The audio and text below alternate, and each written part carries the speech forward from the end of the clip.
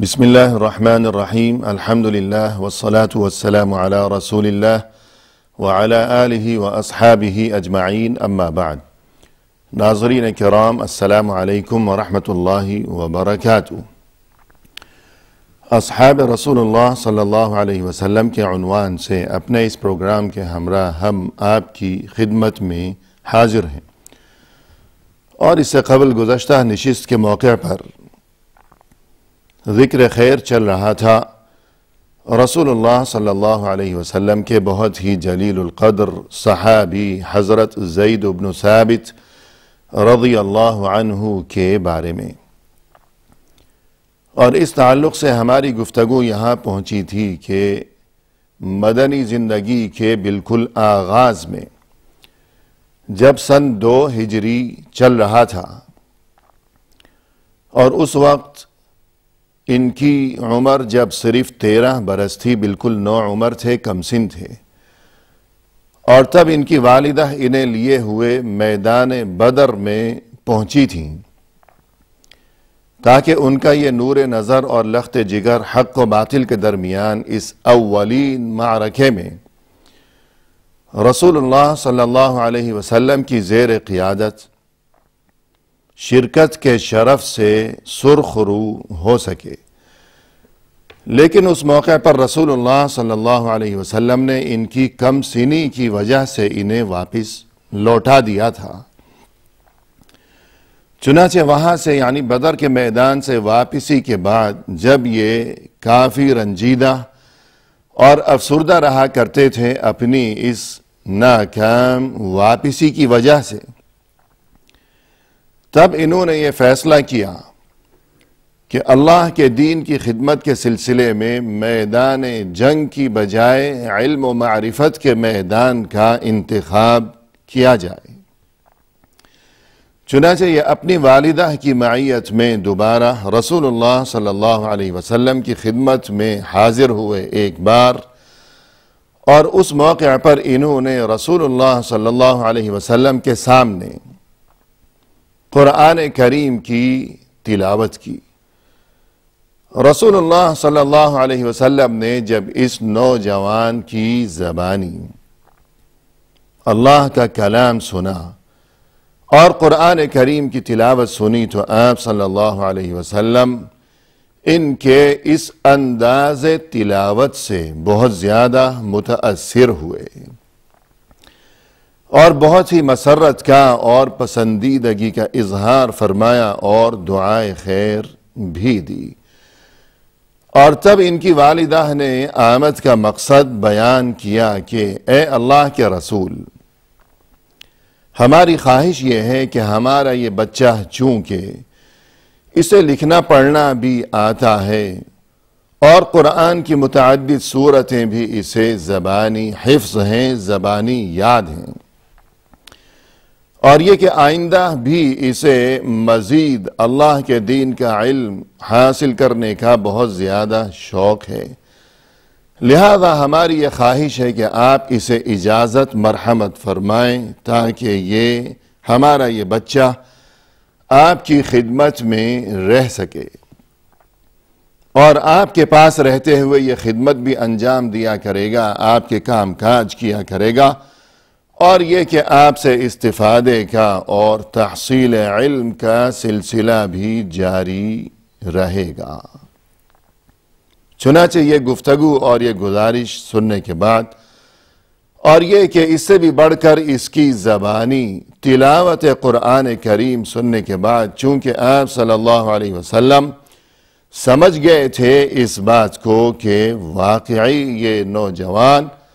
بہت زیادہ ذہین ہے اور بہت ہی قابل معلوم ہوتا ہے،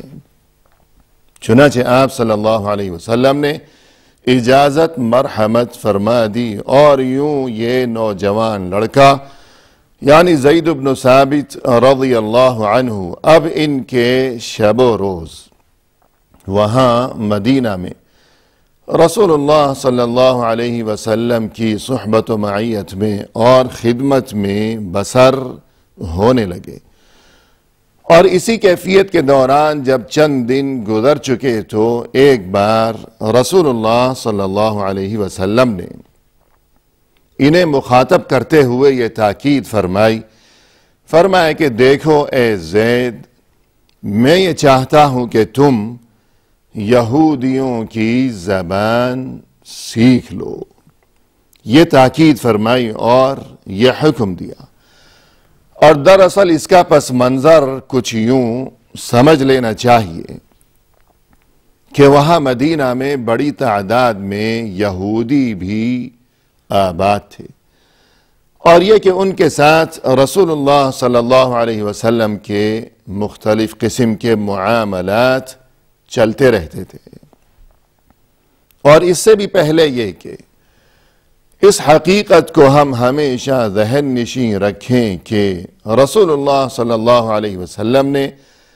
مدینہ تشریف آوری کے بعد روز اول سے ہی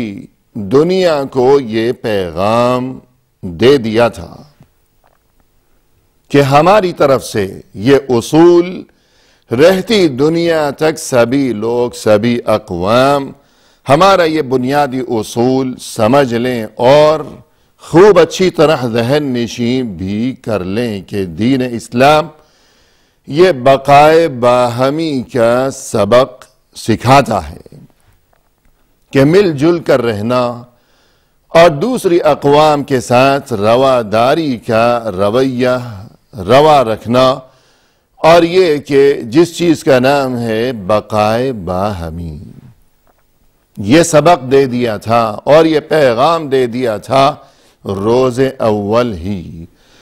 چنانچہ مدینہ میں جو دیگر اقوام تھیں، غیر مسلم اقوام، انہی میں بڑی تعداد میں یہودی بھی موجود تھے جو کہ وہاں صدیوں سے نسل در نسل عرصہ دراز سے آباد تھے۔ چنانچہ ان کے ساتھ بھی معاملات چلتے رہتے تھے مختلف قسم کے، لہذا اب ان کے ساتھ یہ جو معاملات تھے اور مختلف قسم کے معاہدات طے کرنے کی نوبت آیا کرتی تھی اکثر و بیشتر،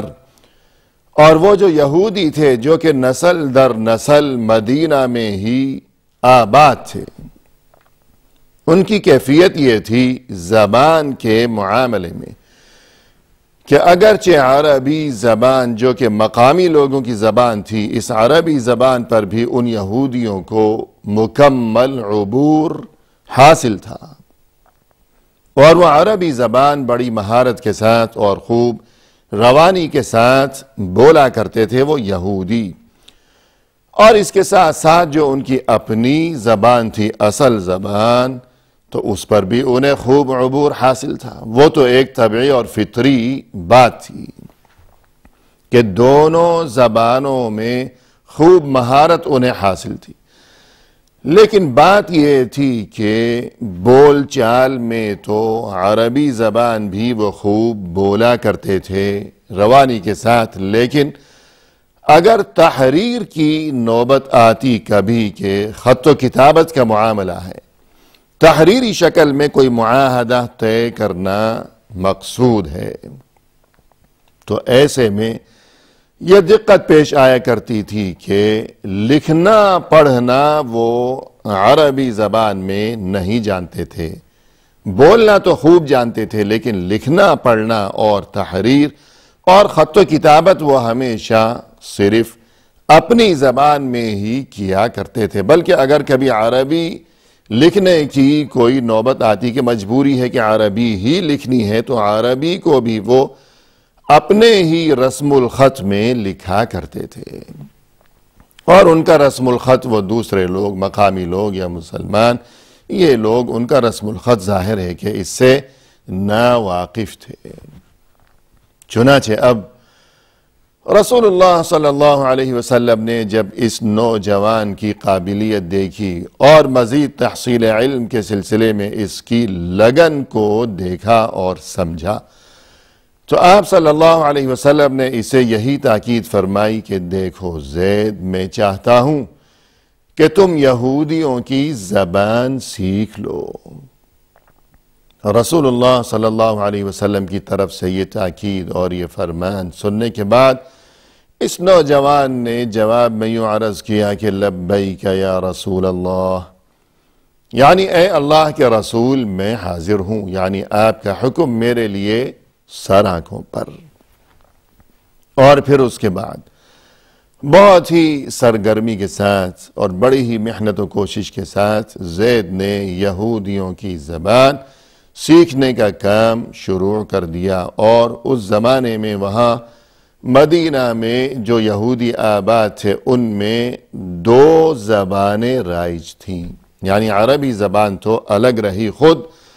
ان کی اپنی اور اصلی بھی 2 زبانیں تھیں۔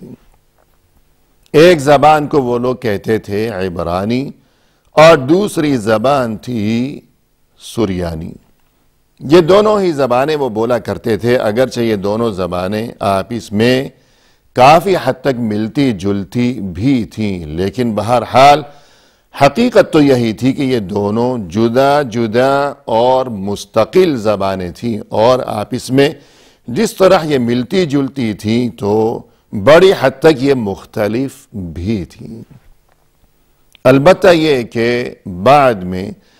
مرور زمانہ کے ساتھ رفتہ رفتہ یہ دونوں زبانیں آپس میں ملتی چلی گئیں، حتیٰ کہ مکمل طور پر یہ دونوں زبانیں مدغم ہو گئیں، مل گئیں، اور ان دونوں کے مجموعے سے ایک نئی زبان وجود میں آئی کہ جسے آج کل عبری زبان کہا جاتا ہے۔ یعنی عبرانی اور سریانی کا یہ مجموعہ مل کر نئی زبان تیار ہو گئی جو کہ آج کل بولی جاتی ہے اور جسے عبری زبان کہا جاتا ہے۔ تو اس زمانے میں یہ دونوں جدا جدا زبانیں تھیں کہ ایک عبرانی اور دوسری سریانی۔ زید بن ثابت رضی اللہ عنہ نے رسول اللہ صلی اللہ علیہ وسلم کے حکم کی تعمیل کے طور پر بہت جلدی اور بہت ہی مختصر مدت میں بڑی ہی سرگرمی اور محنت و کوشش کے نتیجے میں عبرانی ہو یا سریانی ہو، ان دونوں زبانوں میں تقریر و تحریر دونوں شکلوں میں مکمل مہارت حاصل کر لی